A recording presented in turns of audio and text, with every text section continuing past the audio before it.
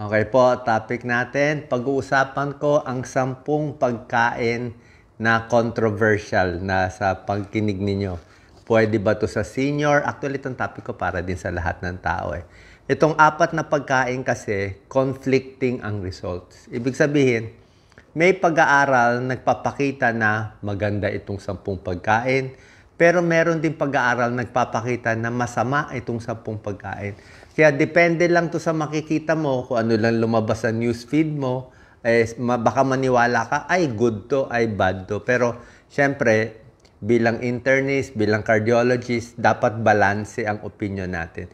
Bibigay ko ang opinion ko dito sa 10 controversial foods. Okay? Number 1, kape. Okay, tingnan natin ang positive at negative. Sa kape, may mga pag-aaral na marami itong antioxidant, diba, ang kape.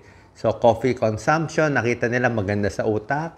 Sa mga nag-aaral, short-term memory, na mas nakakaisip ka. At yung kape, may antioxidant, nakakabawas ng Parkinson's disease. At minsan, yung type 2 diabetes, nababawasan din ng kape.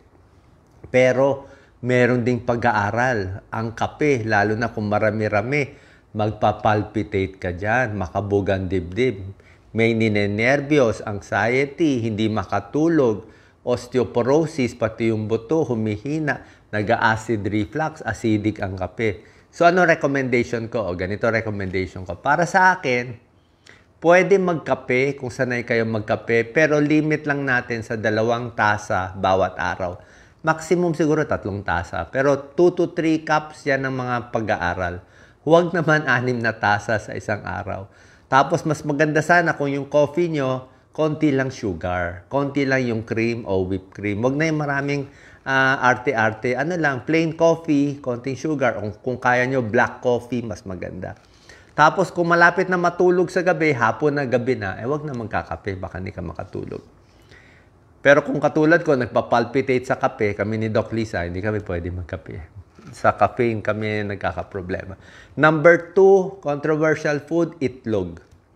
Ano positive sa itlog? Good source of protein, ang daming vitamin, ang daming mineral. Murang-mura ang itlog, pwede sa mahihirap na Pilipino, di ba? Ano naman ang problema dito? Ang problema, syempre, yung egg yolk, di ba? Na nasasabihan yung egg yolk, ang taas ng cholesterol level nun eh. Lalo na kung may sakit sa puso, may bara yung ugat, sasabihin ng mga cardiologist tulad ko, limit lang sa egg kasi maraming cholesterol yung egg yolk. So, ano recommendation natin? Actually, ang egg, very healthy siya, complete food siya, may choline pa nga siya eh. Choline para sa utak. Ang recommendation ko, sa normal na tao, 1 egg in a day is okay. So, sa isang linggo, aabot ka ng 6 hanggang 7 itlog sa isang linggo. So, pwede sa Monday, 2 itlog ka. Tapos Tuesday, wag ka muna kumain ng itlog. Sa Wednesday, 2 ulit, tapos wala. So, pwede yon. Basta makaabot ka ng 6 to 7 eggs in a day, okay lang yon. Wag naman yung 6 na itlog sa isang araw, di ba? Tapos, sa mga senior, may sakit sa puso, takot sa cholesterol, siguro egg white na lang kainin natin.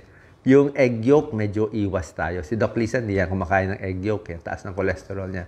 So, egg white na lang. At, mas maganda sana hard-boiled egg. Huwag masyadong fried egg eh. Pag prito kasi mamantika, nalagyan mo na lang ng tissue para mabawasan yung mantika. At, huwag yung malasado. Medyo delikado yung malasado, lalo na sa senior. Mamaya, matsambahan tayo ng salmonella, bacteria, magtai tayo. Mahirap na. So, pero kung may sakit sa puso, konting bawas sa egg. Egg white na lang pwede. Number 3, tokwa. Pwede ba ang tokwa, tofu, soybean, soy products? May mga positive yan kasi imbis na kumakain ka ng karne, good source of protein to, di ba? Soy. Sa Asia, sa Japan, sa China, puro tokwa sila, di ba? Meron siyang phytoestrogen para sa nagme-menopause, maganda. Ano naman negative sa tokwa, tofu? Merong ilang pag-aaral na yung tokwa tofu, sa ilang breast cancer, may isang klaseng breast cancer na nakakasama daw. Okay? So, baka makasama sa ibang tao. So, para sa akin, good or bad, sa akin pwede kumain eh. Huwag lang masyado madami. O, wag lang yung puro veggie meat araw-araw. Pero kung in moderation, tokwa, tofu, for me, basta malinis, healthy yan. Number 4, controversial pagkain, red wine, alak, di ba? Good or bad, nababasa nyo, red wine, maganda daw. Ang red wine daw, may polyphenol, may resveratrol, galing sa grapes, maganda sa puso daw, nakakabawas ng ibang sakit. Possible. May animal studies pa nga itong resveratrol, pampahaba ng buhay ng mga daga eh. Itong resveratrol. Ano naman negative sa alcohol? Siyempre, alcohol to eh. Alcohol, di ba, nakaka-addict, nakakasira ng liver, nakakasira ng utak, nakakataas ng cancer sa lalamunan. So, ano gagawin natin sa alak? Para sa akin, kung talagang mahilig kayo uminom, siguro isa lang. 1 beer lang in a day o 1 red wine lang, isang cup, yung half cup lang, yung mga 3 ounce lang. Or isang shot lang ng hard drink. Siguro red wine lang, konti-konti lang. Pero may calories rin to kung mataba ka Pero para sa akin, kung gusto mo itong antioxidant, gusto mo itong polyphenol, resveratrol, kumain ka na lang ng grapes. Yung grapes na healthy, yung kulay black grapes, yung dark colored. Violet, blue, black grapes ang mas healthy kumpara sa green grapes. Okay? So, nakuha mo yung benefit ng resveratrol sa grapes. Hindi ka na inom ng red wine. Pag hindi ka naman sanay uminom, wag na lang uminom. Dati uminom ako. Kaya lang, pag inumpisahan mo kasi yung alak, delikado, magka-problema ka, biglang maging heavy drinking. Number 5, dairy products, gatas, good or bad. Okay? So, ang gatas, alam natin, may calcium, may vitamin D, para sa buto, para sa osteoporosis, di ba? Complete food. Ano negative sa gatas? Pag tumatanda, minsan may lactose intolerance. Yung pag kumain ka ng, uminom ka ng gatas, medyo magtatai ka. Tapos, ang gatas, merong mga full cream milk yan Oo, meron talagang high fat yan, high in saturated fat. Yung bad fat, mataas siya. So, ano recommendation ko sa gatas? Pag bata ka pa, walang problema maggatas. Teenager, growing kids, di ba? Pwede yan. Pag senior na, low-fat milk na lang siguro. Okay, low-fat tayo. O, pwedeng soy milk. O, konting soy milk. Meron din ngayon almond milk Yung almond milk ay yung nuts Pero wag lang yung matamis unsweetened na almond milk. Pwede rin yogurt para makuha mo itong mga calcium and vitamin D. Pero yogurt, wag lang yung maraming flavor na yogurt na matamis masyado. Tingnan nyo lang yung calories. Ibang source ng calcium para sa buto, dilis, isda, sardinas, green leafy vegetables, tofu, meron din yan. Okay, so sa dairy products, hinay-hinay. Lalo na kung may sakit sa puso. Ito, number 6. Controversial sa may edad. Actually, sa lahat, isda at seafoods. Diba? Lagi ko sinasabi sa inyo, di ba? Mas healthy ang isda. Salmon, very healthy. Mackerel, sardinas, o ano pa, mga bangus. Yung mga local natin, tawilis, dilis. Mataas sa omega-3 fatty acids, di ba? Itong fatty fish, maganda sa utak, maganda sa puso, maganda sa palpitation, maganda sa triglyceride, bumababa, at meron pa mga omega-3 supplement galing dito sa fish oil. Ano naman ang negatibo sa fish? Pag senior, ang takot natin dito matinik, di ba? Baka mabulunan, matinik, isa yan. Pangalawa, sabi ko, dapat lutong-luto ang isda. Pag senior, bawal ang hilaw.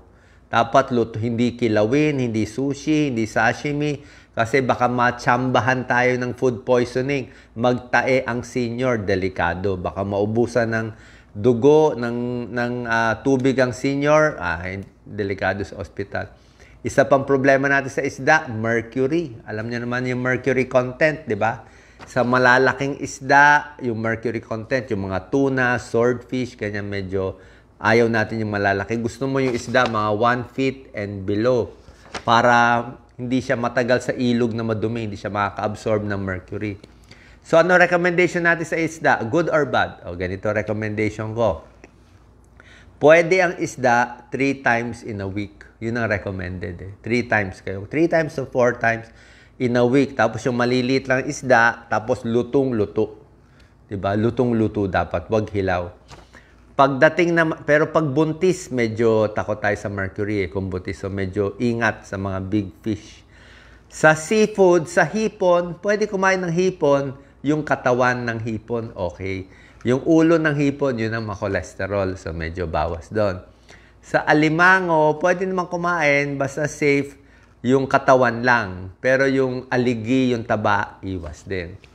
Pagdating sa tahong, talaba, medyo takot ako sa tahong eh.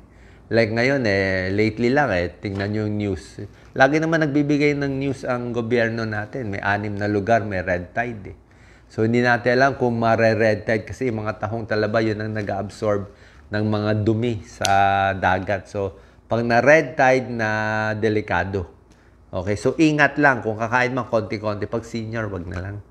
Baka matsambahan tayo.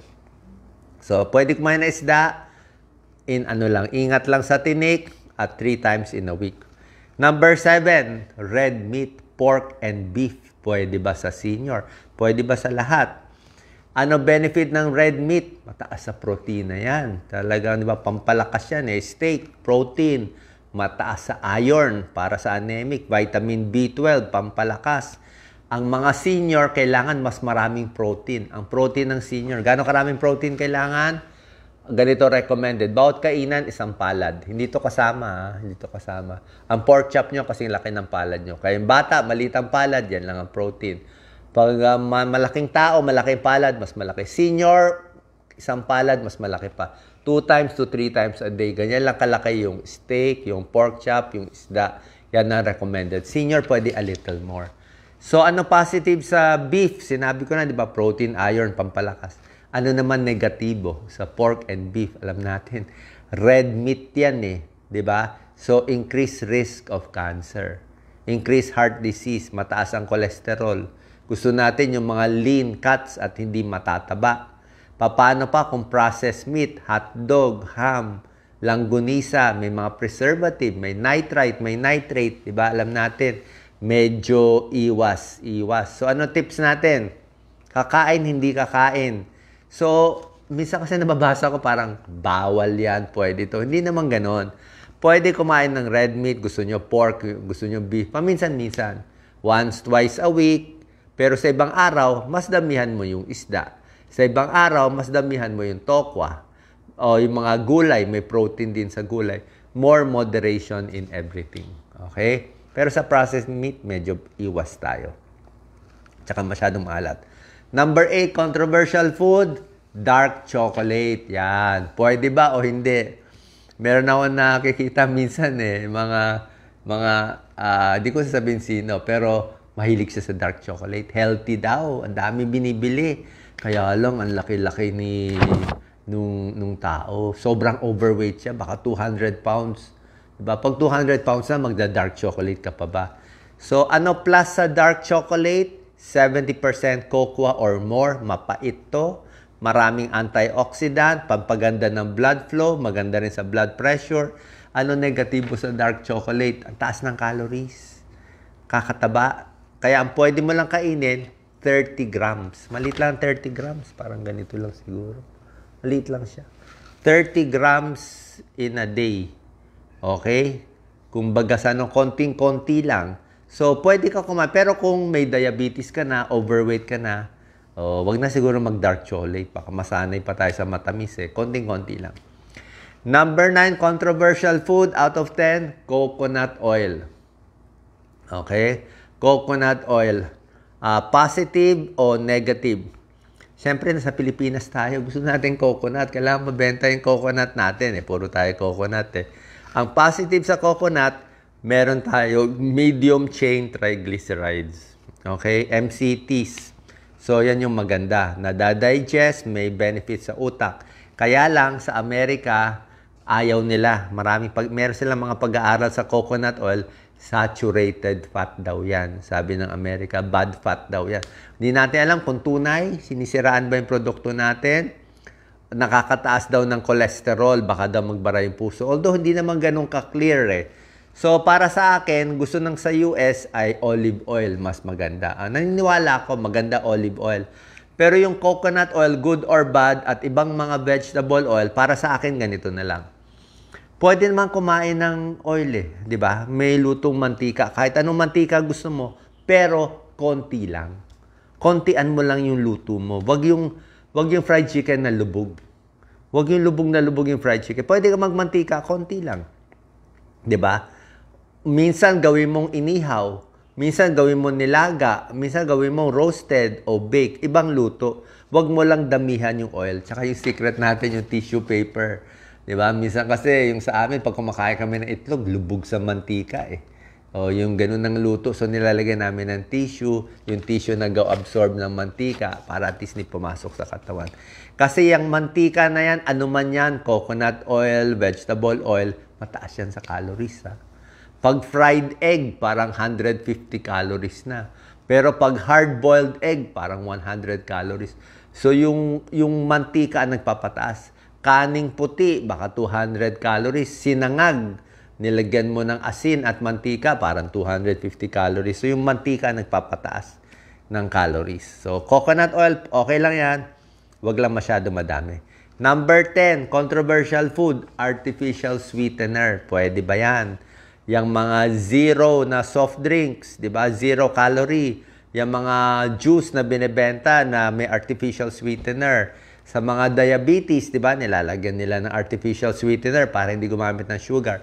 Dati, sinasabi maganda to kasi bawas calories, hindi tumataas blood sugar, baka daw maganda sa diabetes. Kaya lang, lately, maraming pag-aaral lumalabas, may mga side effect tong artificial sweetener. Long term, hindi rin daw maganda tong artificial sweetener. May mga negative effect. Kasi ang problema, naghahanap ka pa rin ng matamis. So, kahit puro 0 calorie na soft drinks ininom mo, kung 1 litro naman iinumin mo, yung utak mo, naghahanap siya ng matamis eh. Paano uminom ka ng matamis eh? Wala ngang calorie, pero akala ng utak mo, uy, matamis yan. Maglalabas ako ng insulin. Kukunin ko yung matamis. Eh, wala siya mahatak. Kasi wala ka namang kinain talagang matamis. Inisip mo lang eh. So, mapipilitan ka kumain ng ibang matamis. So, sa pag-aaral, yung mga taong mahilig sa artificial sweetener, mas tumataba sila. Mas tumataas cholesterol. Mas nagkaka-diabetes. So, para sa akin, anong gagawin natin? Recommendation ko bilang internist at cardiologist, kung kayo ay may kape o may tsaa, gusto nyo lagyan ng matamis, sa akin, normal sugar na lang. Diba? Pwedeng coconut sugar. Okay, coconut sugar. Mas may minerals. So, pwede coconut sugar, pwedeng honey, pwedeng sugar, pero konti lang. Wag naman yung 3 kutsarita. Konti lang. Kung okay na sa'yo kalating kutsarita. Tsaa, yung iba naman black coffee kaya. Yung iba naman tea, di na nilalagyan eh. So, bawasan nyo na lang. Kung gusto nyo talaga ng matamis sa prutas, eh ganito. Ang prutas na pwede sa diabetes, apple, mansanas, kahit ilan. Okay yan. An apple a day keeps the doctor away.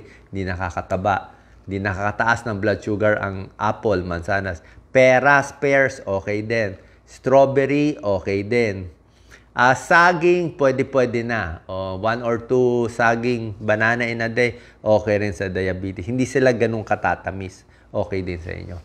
So, sa mga senior, mas mag-iingat tayo sa ganitong pagkain. May nagsabi, pusit. Okay naman kumain ng pusit. Wala naman problema. Basta malinis, maayos, di ba? Wala naman ako nakikita. Basta itong mga seafood, basta malinis at safe, pwede naman. Pero lahat naman in moderation. Huwag din sobra dami. So, nakita nyo po, very controversial itong 10. I'm sure merong ibang vlogger na magsasabi, good yan, bad yan. Wala pong ganun eh. Wala namang good and bad eh.